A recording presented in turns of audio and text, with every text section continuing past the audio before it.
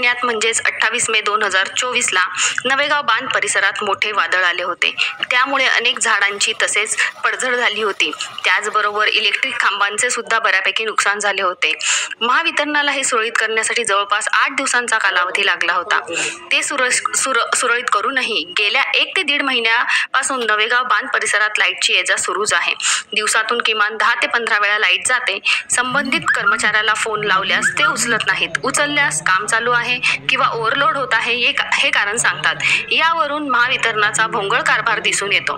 पावसाळ्याचे दिवस सुरू झाले आहेत, त्यामुळे सरपटणाऱ्या प्राण्यांमुळे जनमानसांना धोका होण्याची शक्यता नाकारता येत नाही. तसेच टीव्ही, पंखे, कूलर, फ्रीज यासारखे इलेक्ट्रिक उपकरणे बिघडत आहेत आणि त्यामुळे लाईटची ये-जा थांबवावी व लाईट सुरळीत करून देण्यात यावी अशी नागरिकांनी मागणी केली आहे. आता महावितरणाला केव्हा जाग येते याकडे नागरिकांचे विशेष लक्ष लागले आहे. प्रतिनिधी सुरेश. मी अक्षय शरद वडेचवाल, नवेगाव बांध शाखा येथे सहाय्यक अभियंता कार्यरत आहे.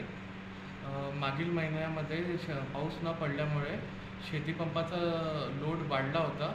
त्यामुळे नवेगाव बांध सबस्टेशन येथे 5 MVAचा ट्रान्सफॉर्मर असल्यामुळे तो अपुरा पडत होता. त्यामुळे वारंवार लाईट जाण्याची परिस्थिती उद्भवली होती. त्यासाठी आम्ही ॲडिशनल पॉवर ट्रान्सफॉर्मरची मागणी केली आहे. ती RDSS स्कीममध्ये मंजूर आहे. ती पुढच्या वर्षीपर्यंत होईल.